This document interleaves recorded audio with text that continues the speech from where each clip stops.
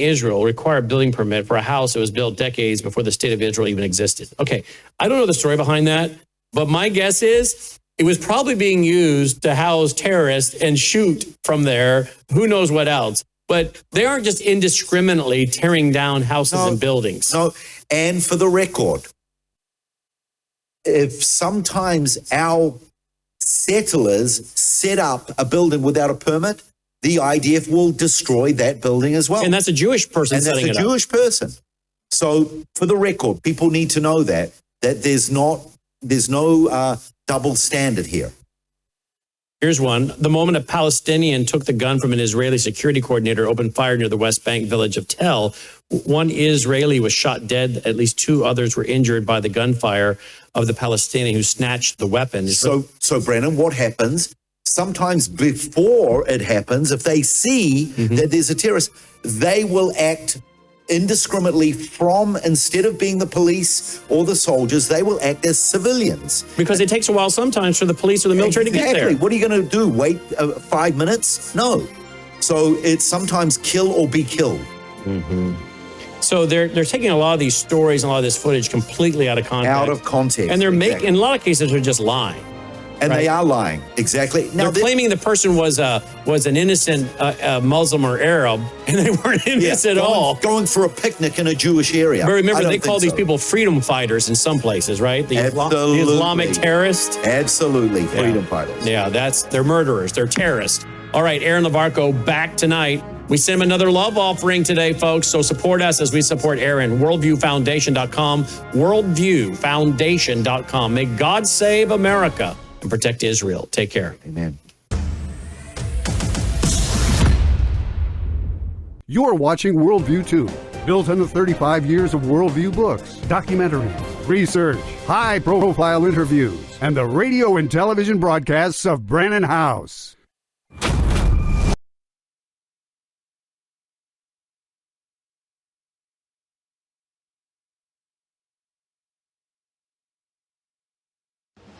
Colonel Rob Maness has a lifelong record of providing dedicated service to this nation. Having worked his way up from the enlisted ranks to full colonel, he served our country for more than 32 years.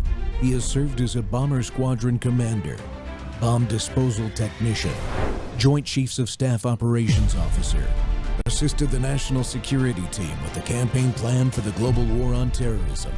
He authored the first theater nuclear war plan, and served as the Vice Commander of America's largest airborne intelligence wing. Colonel Rob Maness is a true American hero.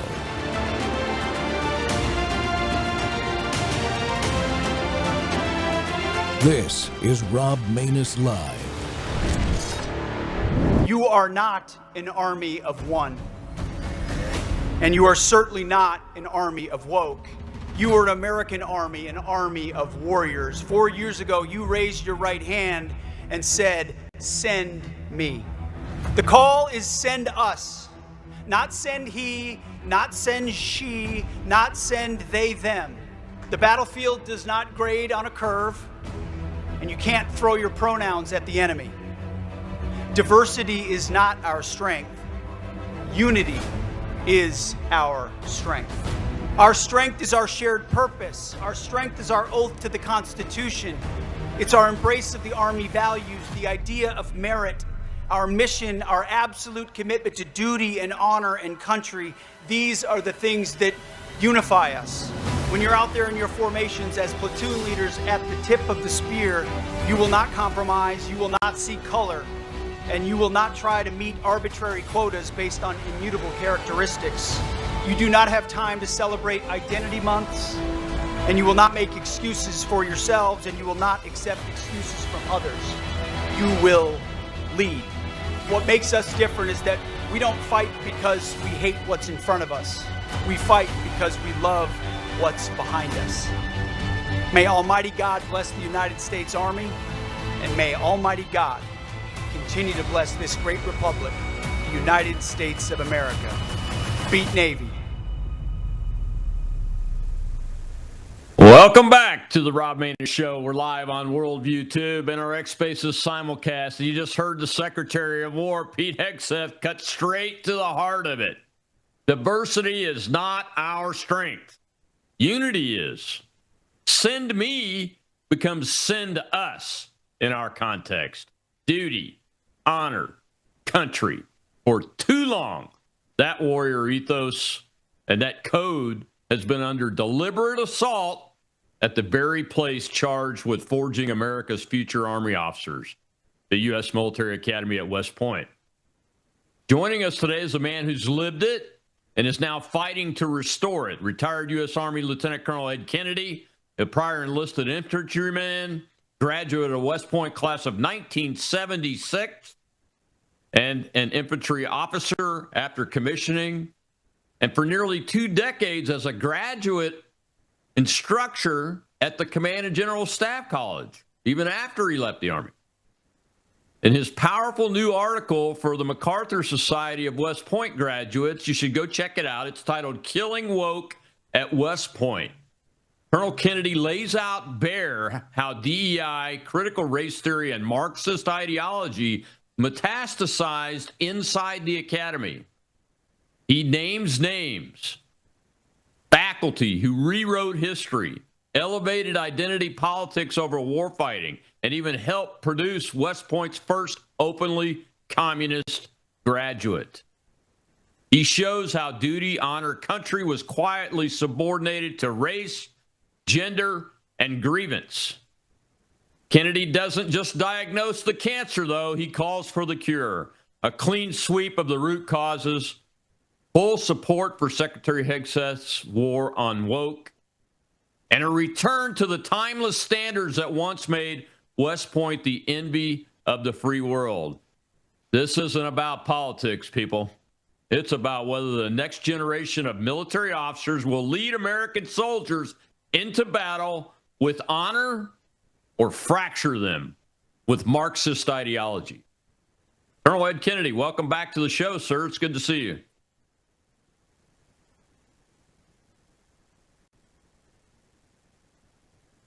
Well, I guess my first question is the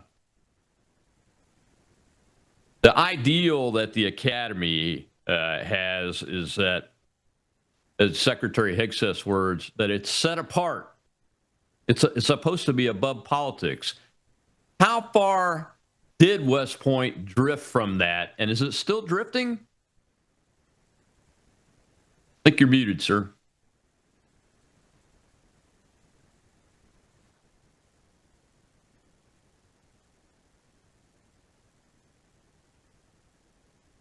Still don't have you. I think you're connected to a different audio output.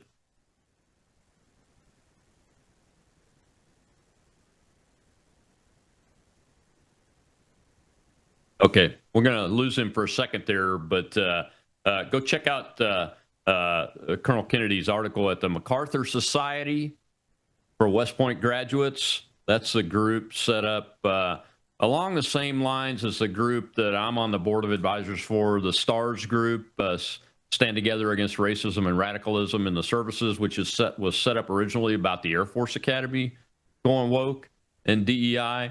The MacArthur Society was created after STARS was created, and officer graduates had linked up to talk about what was going on.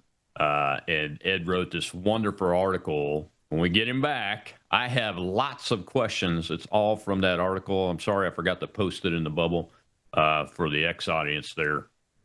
But maybe Shell can find it and get it put in there. But it's a lengthy and detailed article really about the people that brought this into West Point and how those people, even though they may be actually gone from the academy, they're still doing damage to not only West Point, but the United States military's officer corps, even beyond the Army. And that has to be addressed. The other thing that has to be addressed is how did Army officers who were professors at West Point at that time allow things like the first openly communist graduate to actually get through the course of instruction and graduate from that. Mr. Kennedy puts that in the article. How we doing, Thomas? Got him back? Okay. Sure. I don't see a picture yet, but I see his icon coming in. Testing. Hey, Mr. Kennedy, I can see you. Still can't hear you, though. Yeah, let's go ahead and go to commercial, Mr. Producer, and we'll be right back, folks, with retired Lieutenant Colonel Ed Kennedy. You woke up with a sore throat and a low-grade fever. You know you are getting sick, so here's your choices. You can get sicker and miss work, try to see a doctor this week, or sit hours in a crowded waiting room at urgent care. I have a smarter option for you. Open your medical emergency kit. Match your symptoms to doctor-recommended prescription in your booklet and take the right meds now and get well faster. This is not a first aid kit. It's like having an urgent care in your home. It includes doctor-prescribed medications to treat over 39 medical issues like respiratory infections, strep throat, pneumonia, UTIs, and more. No waiting to see the doctor and no standing in line at the pharmacy. It's right here. Every home should have at least one medical emergency kit, and here's how to order. Go to worldviewhealthcare.com. Your kit to treat dozens of common and serious illnesses is rushed to your door. worldviewhealthcare.com. Healthcare.com. That's worldviewhealthcare.com. The emergency kit available at worldviewhealthcare.com. Make sure you don't have to go to urgent care. I got pneumonia. I didn't have to go. I took this last year. Stayed at home. Went to bed.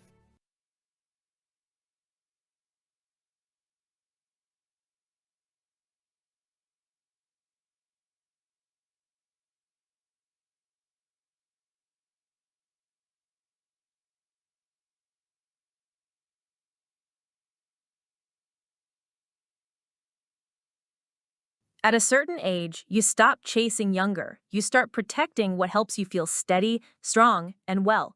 Your body's collagen matters. It supports the structure of your skin, joints, and connective tissue. But as the years go by, your body needs more support from the inside. That's where Bella Grace Elixir comes in.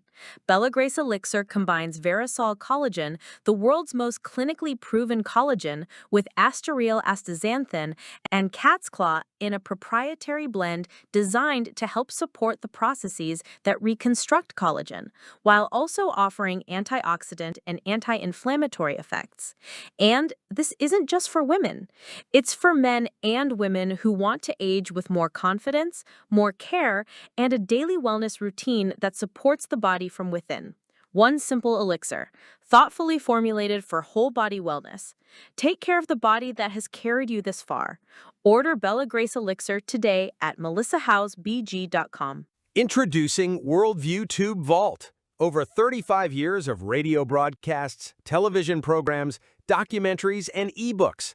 Plus Worldviewpedia, our powerful search engine for instant worldview and Bible research. Join for as little as $7.99 a month. And now, Vault members get something brand new, courses. Our very first course is here, the Book of Revelation with Brannon House. 53 in-depth lessons, complete with overview quizzes, walking you verse by verse through one of the most important books in Scripture. Getting started is simple. Go to worldviewtube.com/vault and join today. Already a member? Visit worldviewtube.com, click the person icon in the top right, and log in. Then hover over Vault in the menu and select Courses. That's it. You're in. Join WorldviewTube Vault today at worldviewtube.com/vault. Friends, this is Brannon House. For more than a year now, I've been teaching through the book of Revelation, and the response from you has been overwhelming. You've asked me again and again, when are you going to put this study in print? We want to mark it up. We want to share it with our families. Well, it's here. My brand new 2-volume commentary on the book of Revelation, verse by verse, chapter by chapter. This is not a watered-down, allegorized, replacement theology approach to Revelation. This is a literal, grammatical, historical study, the way the Lord intended his word to be read. And I connect the prophecy of Revelation to the headlines you're watching unfold right now, the rise of global government and the convergence of end-time events the Lord Jesus warned us about. Folks, we are living in serious days, and there has never been a more important time to understand what God has told us about what is coming. Get your 2-volume Revelation commentary today at worldviewstore.com. That's worldviewstore.com. News is moving faster than ever, and so are we. Worldview Tube brings you 24/7 live stream coverage and now real-time alerts when it matters most. Once you have the Worldview Tube app installed, exit the app and navigate your way to Settings. In Settings, locate the tab labeled Notifications. Select the Notifications tab. Scroll down until you locate the Worldview Tube app icon. Select the tab, and here you can turn on and customize your notification experience for the Worldview Tube app. News doesn't wait, and neither should you. Turn on push notifications to stay informed.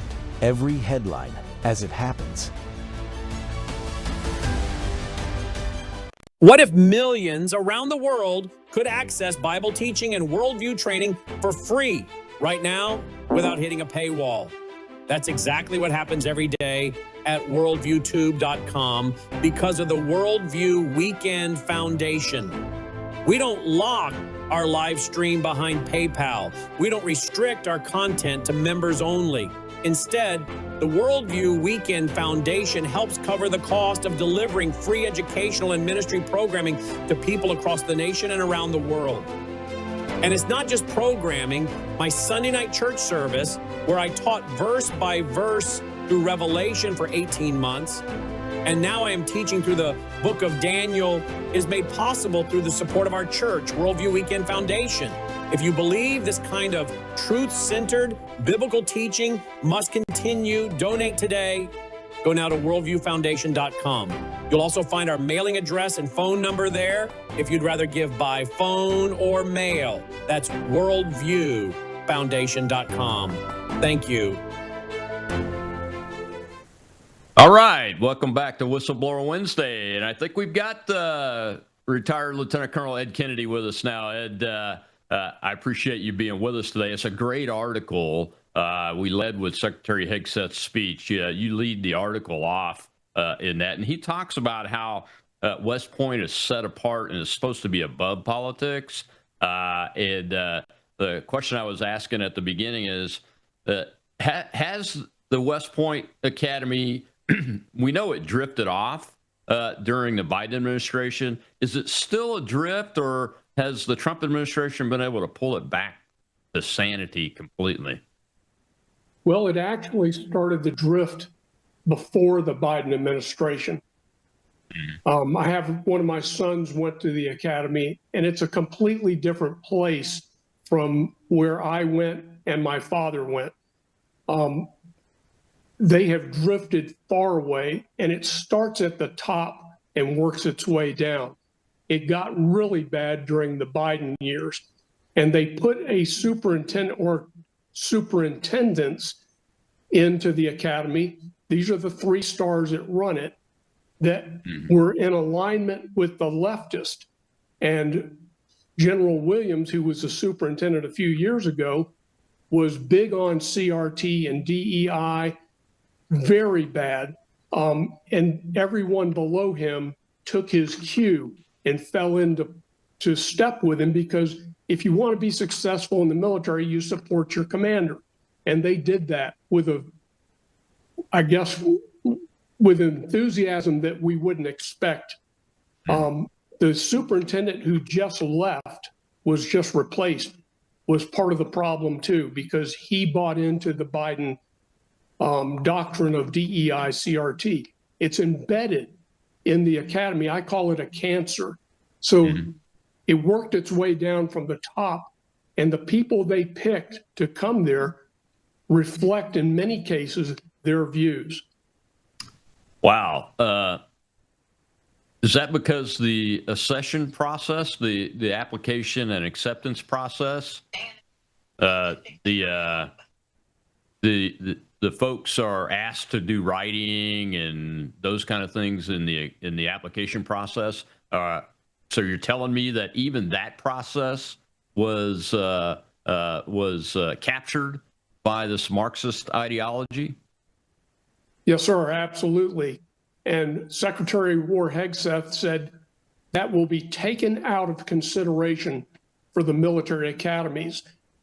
Navy, Army, Air Force, Coast Guard, you will not use that as a consideration. But what they've done is they very successfully renamed organizations and skirted the directive.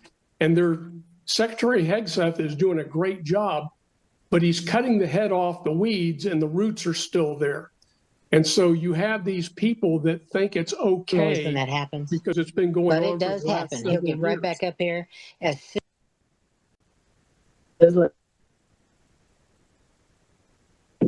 Hey, Ed, quickly, Shell. Ed, are Did you I still hear with me? Steve gets past? Ed, are you still with me? Yes, sir. Yeah, I'm sorry. I had a disconnect there in my headset that sounded like. So this is going down a road that I wasn't quite expecting, but let me ask you this. So the students that have graduated the last 10 years, those officers, they're coming up on probably just made major or pinned on major down through second lieutenant. How bad is the indoctrination, do you think, through those ranks? Because I think most people are going to look at it logically and go, man, we can't kick them all out. We just spent millions and millions of dollars and years creating this officer corps. But I mean, those are the lion's share of your expected senior leaders to become generals in that cohort. Exactly. And the problem is we don't know how bad this has infected the officer corps. But let's go back 10 years. 10 years ago, they graduated Spencer Rapone, the first open communist cadet. We may have had others, but we didn't know they were communists. They didn't admit it. But this guy was open about it. He was blatant. And his professor, who was a civilian, who was his mentor at the academy, was apparently a communist as well. So they brought all these civilians in. When I was there, it was almost completely military professors. We had a few civilians, but they were very selected. Now they have all these civilian professors, and what you're getting is a cross-cut of American university educated professors, which come from very different backgrounds than we do. They're not conservative. They don't have our visions. They don't share our background in the military or government. And so they're infecting these cadets. And then we have these military officers who allow this to happen. Now, we were fortunate that Colonel Heffington, one of the instructors for Spencer Rapone, reported him. But Heffington was shoved under the water and told, essentially, shut up. He was told, stay in your lane. It's not your business. And that's not right. And so this professor, who was the chair of the history department, right, Ty Sedgwill, is that how you pronounce his name, Sedgwill? He was promoted to brigadier general, wasn't he? Yes, and that's an honorific reward for making it to the finish line. My former boss, when I was teaching graduate history at the Army Staff College, was Colonel Morlock, PhD. And he aptly wrote a review and said, you know, this guy did not earn his rank of brigadier general like most of the generals in the Army. It's competitive. This is a non-competitive reward for making it to the finish line. His predecessor was relieved for sexual misconduct. That's how he became the head of the history department. His predecessor did not get rewarded with a brigadier general rank, and that's because of his sexual misconduct. Suppose if he had kept his nose clean, he might have been a brigadier general. But these guys didn't earn the rank. They were just giving it to him. And my boss, Colonel Morlock, said it's like the golden pen they give a CEO walking out the door, or a golden watch. Is that the only place in the United States military where they do that? Because there's a rogue Air Force brigadier general retired that's transgender supporting Marxist wokists that actually protested recently in uniform out at the Air Force Academy. Is it the service academies the only places that happens? I believe, in my own opinion, I don't know for a fact, Yeah. but I believe that's the only place. And the Sedgwick guy, he's a Marxist, right? I mean, we have documentation that shows that, right? Well, he's certainly in line with them. He says things that Marxists say. I can't vouch for a fact he is. My personal opinion he is, based on what he said. He's now employed by Hamilton College, and he's paid by the Soros family. And I'm connecting the dots. Yeah. I'm not a rocket scientist, but if you connect the dots, it sure smells like he's a Marxist. Yeah. And because he's a brigadier general, wasn't he given a senior appointment onto this renaming commission when that fad was happening? Yeah, Lloyd Austin, who is a DEI CRT proponent, was Secretary of the Army or Secretary of Defense at the time, appointed him, and then the committee voted him as the vice chair of that committee. Well, I checked the credentials of all the other members. I don't see any others that are military historians in that group. So what they did is they used him as the cudgel to slap those other people into line following his beliefs, using his credibility as, look, I'm a one-star, and look, I'm a professor emeritus, which is another honorific that was given to him. So what made him famous like that, enough to be elevated to that? I mean, he's the chair of the history department at the West Point, for God's sake.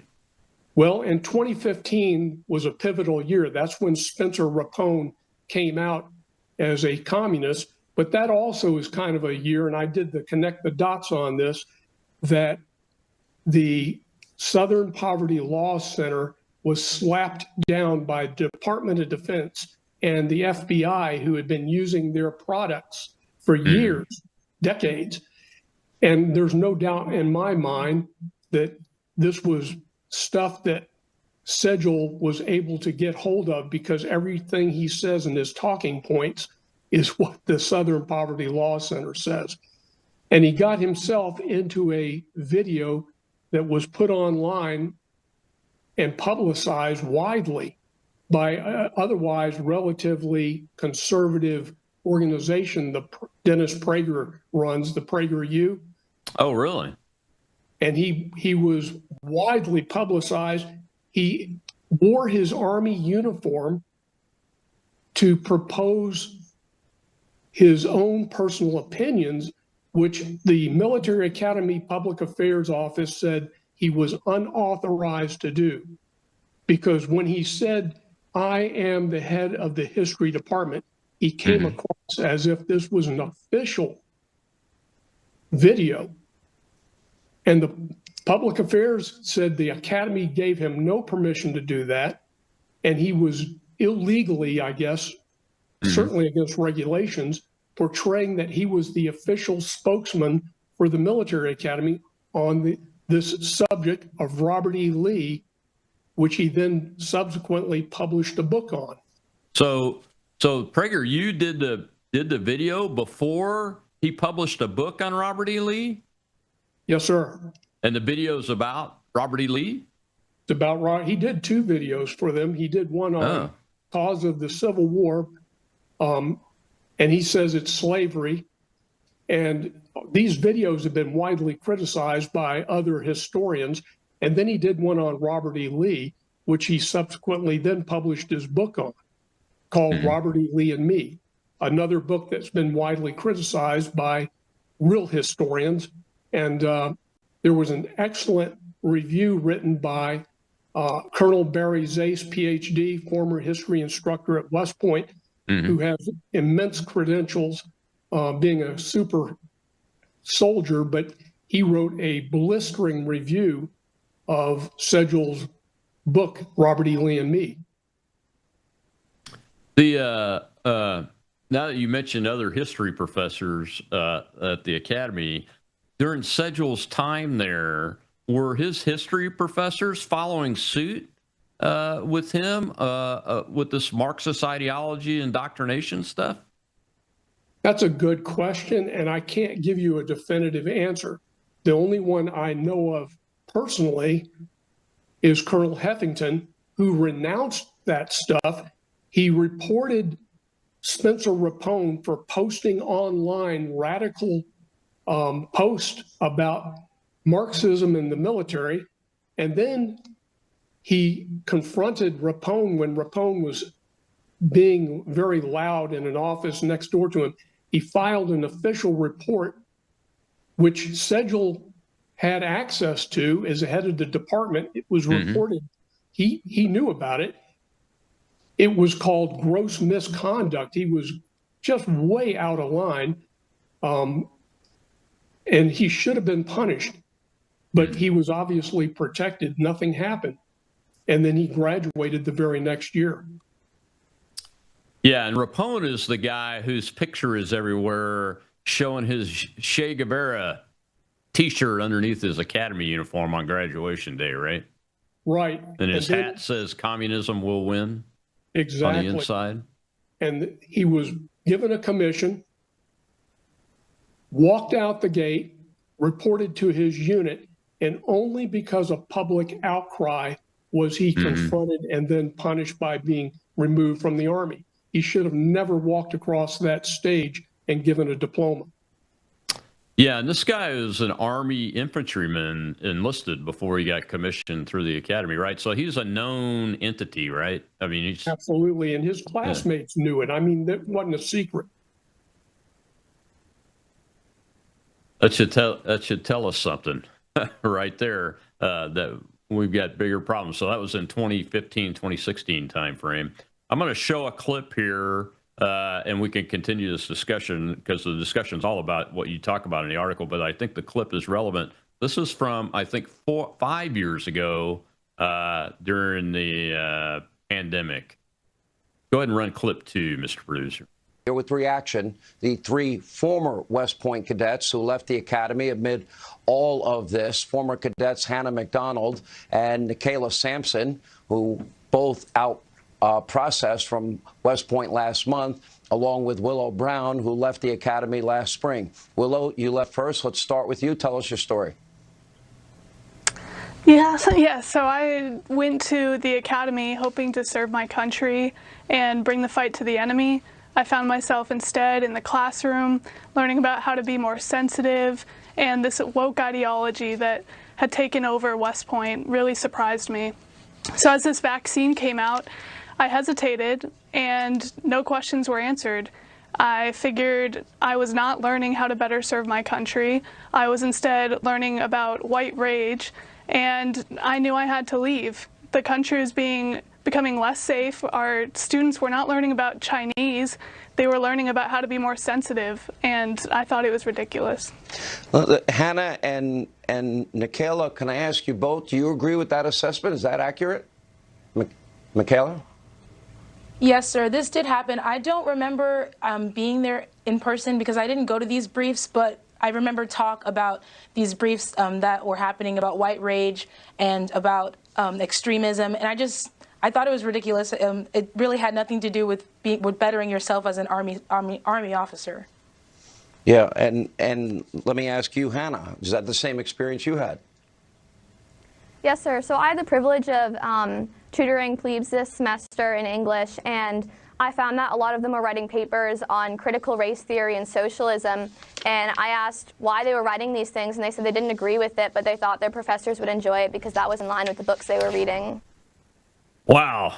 That was several years ago, as I mentioned, but it must have been just quite plainly right there in front of everybody's faces.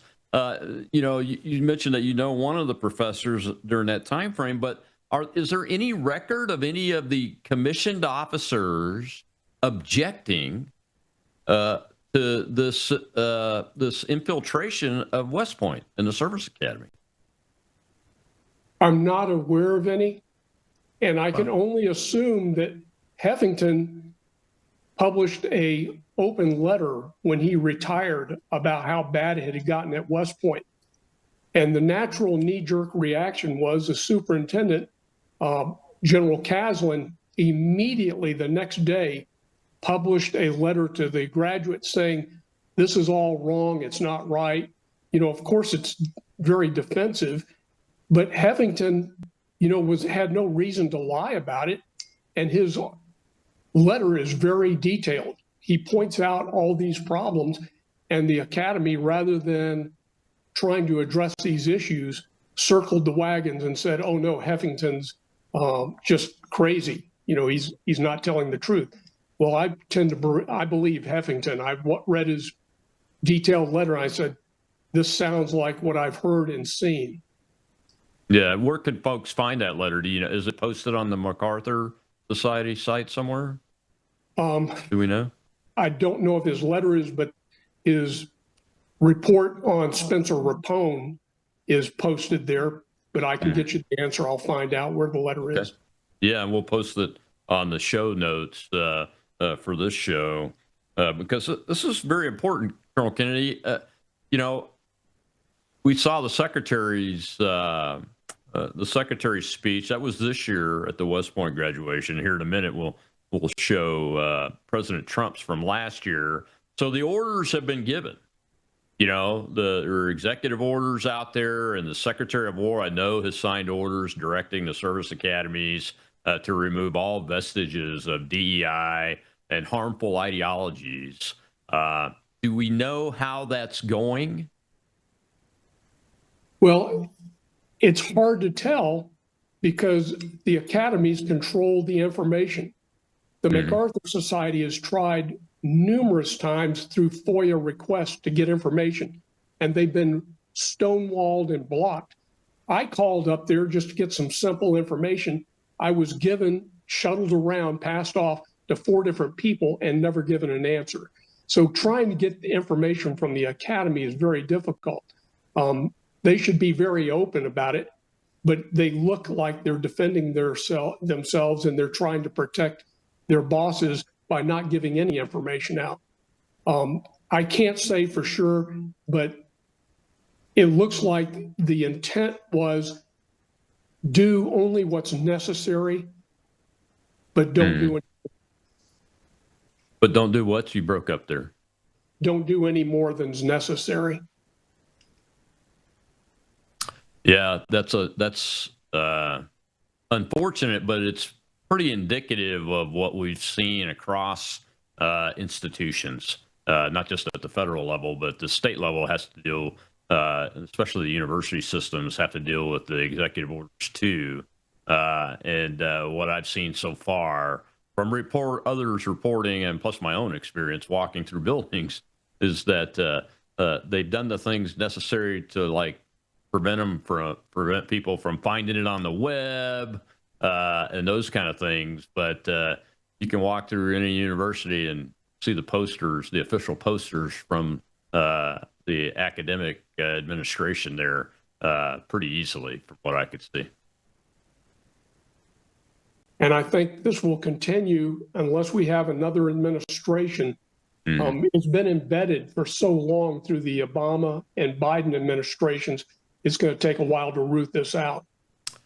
Well, yeah, I mean, if the new majors all the way down through second lieutenant have been indoctrinated so thoroughly with this stuff, they're what we call true believers, more than likely. Now, the fact that they're in the military, like you said, it's a good news, bad news thing, because most folks that are in the military, when they get a legal order, they're going to execute that order. And if their bosses sees that as important, then they're going to do it to their best of their ability so they can continue to advance and not get kicked out of the military. But that's also a bad news problem because it masks the reality of what people are thinking and what they believe, right? Absolutely does. And the sad thing is, you know, it's the military culture. You're not going to go against your boss if it's a legal order. But now we have an ethical and moral dilemma. Are we supposed to be teaching communism and socialism? And it's not, as General Milley used to say, well, you need to read about it to know about it. They're going further than that. They're indoctrinating him into this CRT, DEI, communist, socialist theory, saying, well, this is the way we should do things. Yeah, I think it's important for folks to understand this is not about what we used to do against communism in the Soviet Union and China is studying what the ideology is, how it gets translated into a government, and then how it gets translated into a military and military action. That is studying an enemy, and communism is an enemy of the United States. But we now have commissioned officers that have sworn to support and defend the Constitution of the United States, which is antithetical to communism, that may or may not believe and actually be communists like Rapone was. And it's sad because these young cadets, many of them believe in America. They want to do the right thing, but they get there and all of a sudden they're going, this is not the way I thought I should be. I have to believe this new theory in order to be successful in the military. So they don't have the experience and they don't have the capabilities to thwart that when they have a professor or a uniform officer standing up there saying, this is the way it should be. And they have to go to these DEI CRT classes. Yeah, that's why I asked the question about the commissioned officers during this time frame of Sedgwick's time frame, especially about if anybody objected because of their oath. Well, it's the whack-a-mole. If you raise your head, you get whacked. From my own personal experience at the U.S. Army Command and General Staff College, I have a friend of mine who was a civilian PhD, had been there for years teaching history. He raised his head and they slam dunked him. They couldn't fire him because he was under Title V. All the new instructors are Title X, which means they don't have to have due process. They can fire him for just looking sideways. But he was Title V. They made his life miserable. He had a heart attack on the job and died at his desk. Oh, my goodness. And it's all because he raised his head. Incredible. So what year was that?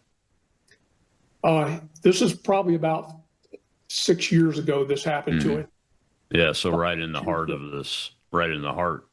Well, he dared to bring up the issue of, he taught the Civil War elective to the students at the CGSC, the Command and General Staff College. He brought up the issue of why there were memorials and monuments to soldiers. And he said, should we be tearing down memorials and monuments? And he just wanted to have the discussion because he thought it related to what happened for reconciliation after the war. And the administration at the Army Staff College slam dunked him, told him to shut up, not to talk about that. And they put the pressure on him. And the stress, I guess, got to him. Wow.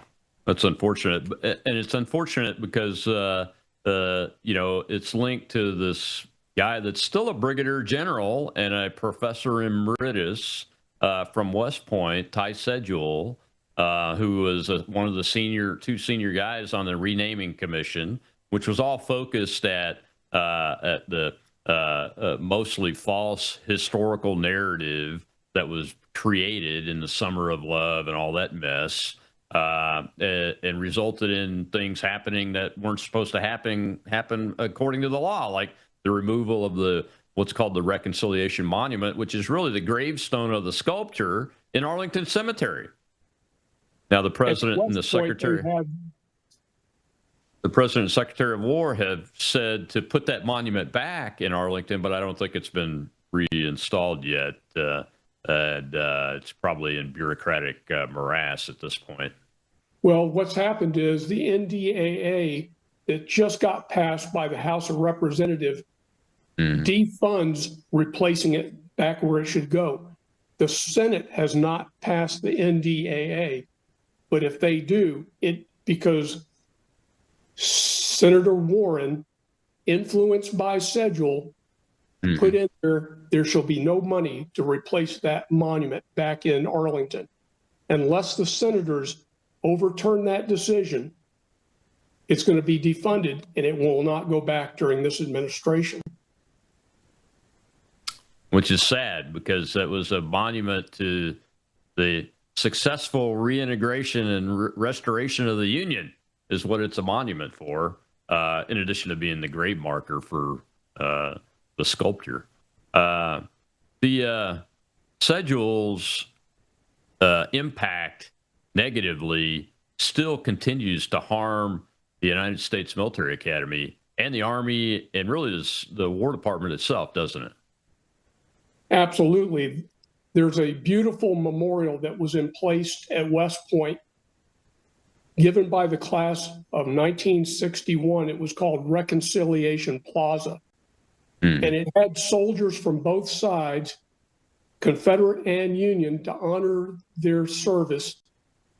And he went in there and made sure that that got torn up and they took the Confederates out. And that was a class gift that was given back in 2001 to the Academy. Cost a lot of money. We're talking about millions of dollars raised by the class. And he had that damaged and destroyed, taking out the Confederates, which is 50% of the Reconciliation Memorial. So he's done a lot of damage. Yeah, and does he continue to do damage by publicly going out and talking about this stuff and people believe in him? Absolutely. And sadly, we've tried to get Prager University to take that video or take his videos down because he portrayed himself as a spokesman for the Army when he wore his uniform. He said he was the head of the history department. People don't know. They go, oh, look, there's a full colonel in his uniform giving this information like it's the gospel. It's his own personal opinion, but that's not the way he portrayed it in the videos. And now PragerU has been publishing these for 10 years, showing them over and over. Yeah. It's hurting us. It is hurting us. And PragerU is a really well-liked conservative institution now. It's been institutionalized as part of the conservative movement, even the anti-establishment movement. They drank the CRT Kool-Aid because that's what Sedgwick pushes. Yeah, that's exactly right. Exactly right. Well, we're going to show a little clip here from the President of the United States from last year's West Point Academy graduation address. Go ahead, Mr. Producer, clip 3. Good evening. I'm Jessica McLean. Thank you for joining us. President Trump shared big news with West Point graduates at today's commencement ceremony and said the era of transgender soldiers and critical race theory is over. Christian Benavides has more. President Trump told West Point cadets at their commencement ceremony on Saturday that they are entering a golden age of a military he has worked to rebuild. This is a time of incredible change, and we do not need an officer corps of careerists and yes men and people that want to keep it going the way it's been, because it changes rapidly, especially what you're doing. The president also told cadets that he has worked to get rid of so-called woke military generals and eliminate diversity programs. There will be no more critical race theory or transgender for everybody forced onto our brave men and women in uniform or on anybody else for that matter in this country. The president. Well, Mr. Kennedy, there's the president himself talking about BEI and drag queens and all that, and how West Point is not the place for that, nor is the U.S. military and everything. But you've got this guy, Sedgwick. He seems like he's a one-man wrecking crew. And is got this spider web of influence, and he's attached to something called the Chamberlain Project. What is that? I mean, Joshua Chamberlain, the General Chamberlain, was a hero of the Union. he was a great general, but this Chamberlain program is designed to go out and find woke military officers that are retired and get them into colleges to be teachers and professors at colleges. And they went out, got hold of Sedgwick, and apparently he's now employed at Hamilton College, a very liberal college in New York. And his paycheck, apparently, from what I've found online, comes from the Soros people. So, you know, you can draw your own conclusions. We know what the Soroses believe. So if they're paying him, then, you know, my logical deduction would be he's in line with them. Yeah, I mean, the Soroses are big backers of the Democratic Socialists of America, the communists, as the president of the United States has dubbed them. And those are the rest of us that know what communism is, know that too. So I wonder if we'll see Mr. Sedgwick in uniform speaking at DSA events and elected officials who are backed by the DSA's events, like the mayor of New York City, anytime in the future. What can folks do to support the administration's effort to continue to clean this out and get as far as we can get before they're out of office? Great question. I just put in the mail this morning a packet with the article I wrote about woke at West Point, sent it to Secretary of War Hegseth and said, "You're doing a great job. We appreciate it, but you got to get to the roots and dig the roots out, because this cancer's spreading and you've gotten rid of the face of it, but you got to get down and dig the roots out because it's still there." And I would recommend he revoke that honorific Professor Emeritus title as the first step.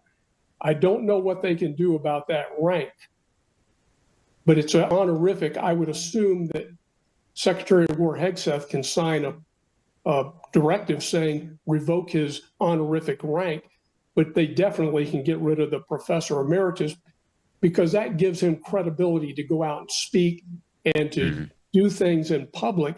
And people go, wow, he must be important because he's a general or he's a Professor Emeritus. He must be really special. So if they write to the Secretary of War Hegseth, call their senators, tell them, get this guy, and you don't call them if they're a Democrat because they won't do it, but call the Republicans and say, get his Professor Emeritus status revoked. You know, do something to this guy because he is going against our country. Yeah, he is. He is going against our country. And the scary part is that all of the people that he's created with this indoctrination, and then outside of the Department of War. So, I mean, that should frighten you folks, that the Department of War is this infiltrated and has Marxism embedded in it so deep. And I'm not talking about the building of the Pentagon, although there are problems there. Well, there are problems there. We just saw a video released of a resistor that's a senior civilian leader inside the Navy Department saying we're going to reverse everything Trump does, especially regarding this stuff, after he leaves, because we'll still be here. That's what they think, and that's what they say. Are there any moves afoot to address how to get to the root? Because it's not like you can't cut the head off and it's like a snake where you cut the head off of a snake and it's done. This is, you may have taken the top of the tree, but it's a tree and the roots of the tree go very, very deep and wide. I think because of the climate that's being established by Secretary Hegseth, it will eventually change the culture, but I think we're going to need another administration like the current one before we really root it out, because a lot of these guys are crawling into their holes and they're saying, we'll wait them out. We've only got 2 more years. Yeah, I mean, this guy, I think his name was Brandon Newsom, that O'Keefe revealed last week. He's just one small tip of the iceberg in the War Department. I mean, it's bad.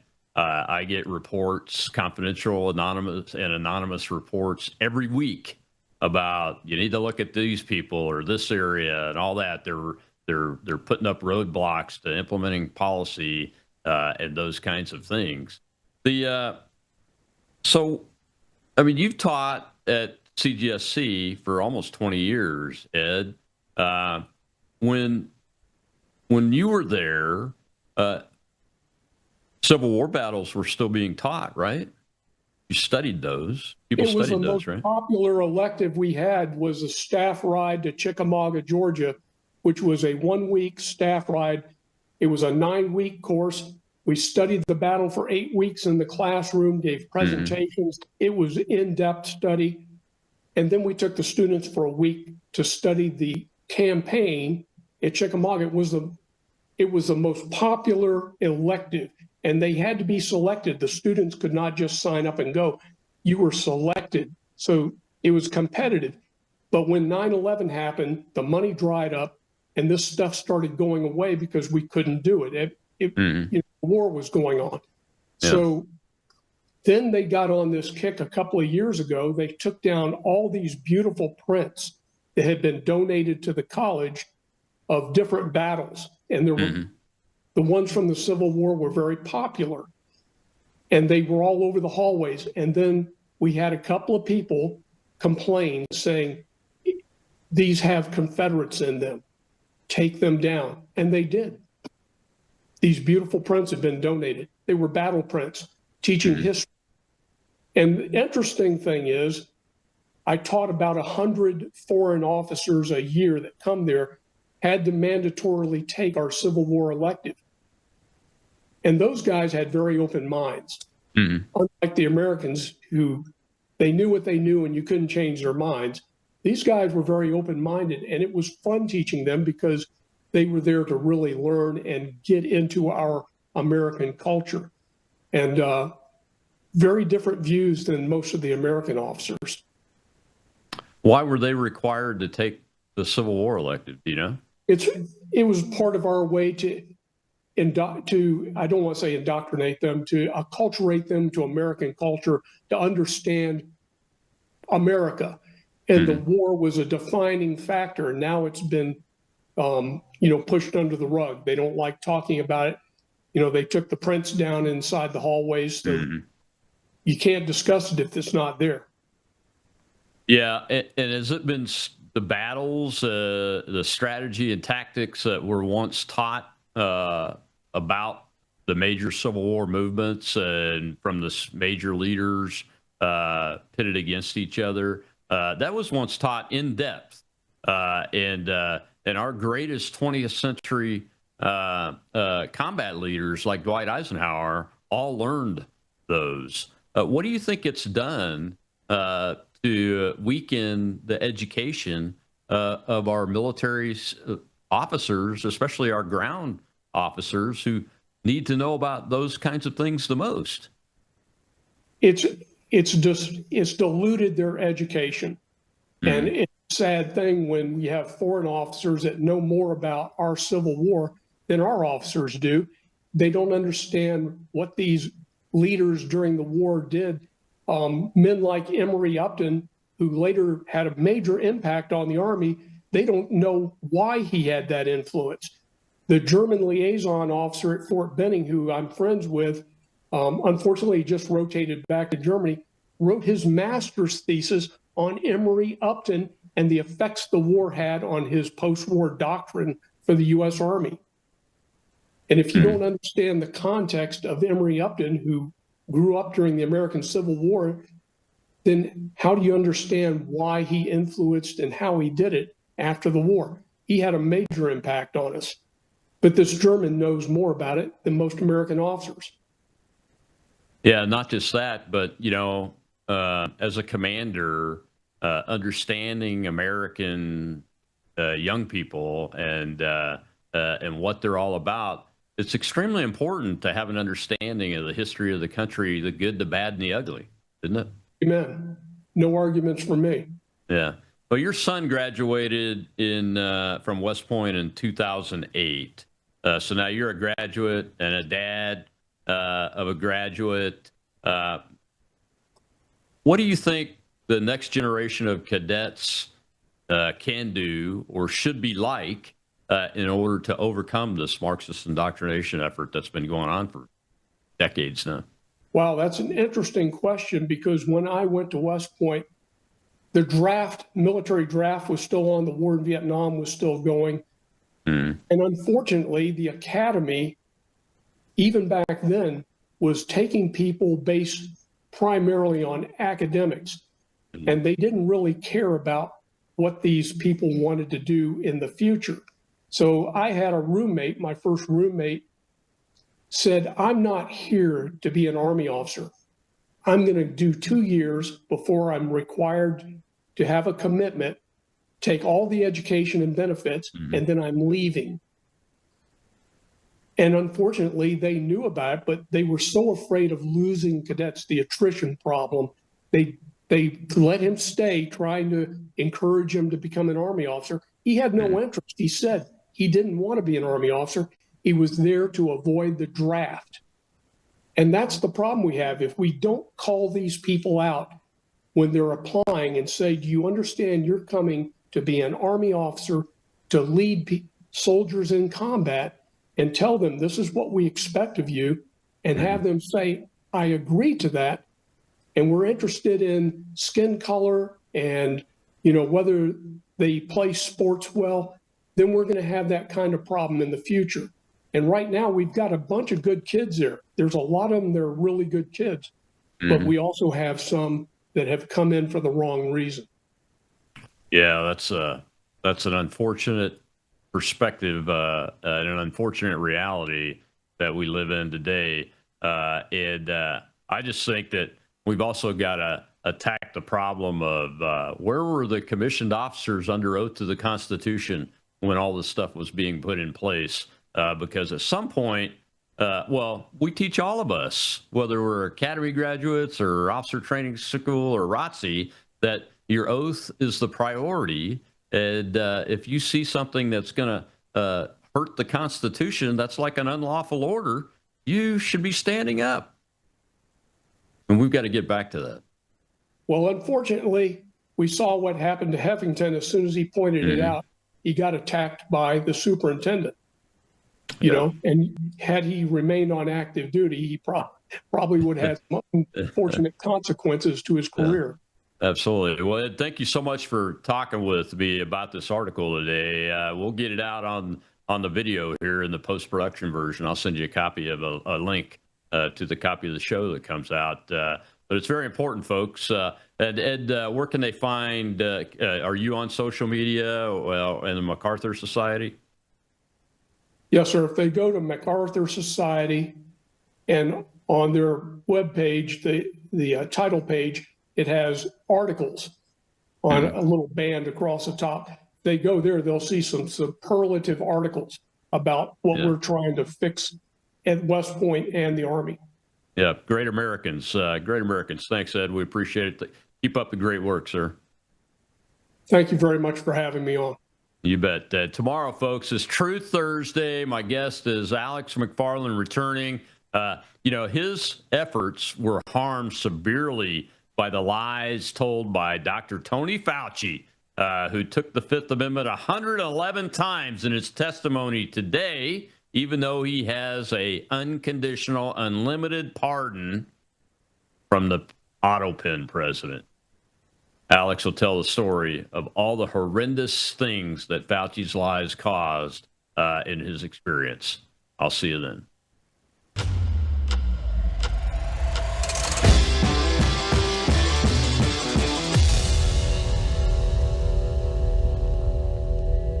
You're watching Worldview 2, built on the 35 years of Worldview books, documentaries, research, high-profile interviews, and the radio and television broadcasts of Brannon House. What if millions around the world could access Bible teaching and worldview training for free right now without hitting a paywall? That's exactly what happens every day at worldviewtube.com because of the Worldview Weekend Foundation. We don't lock our live stream behind PayPal. We don't restrict our content to members only. Instead, the Worldview Weekend Foundation helps cover the cost of delivering free educational and ministry programming to people across the nation and around the world. And it's not just programming. My Sunday night church service, where I taught verse by verse through Revelation for 18 months, and now I am teaching through the book of Daniel, is made possible through the support of our church, Worldview Weekend Foundation. If you believe this kind of truth-centered biblical teaching must continue, donate today. Go now to worldviewfoundation.com. You'll also find our mailing address and phone number there if you'd rather give by phone or mail. That's worldviewfoundation.com. Thank you.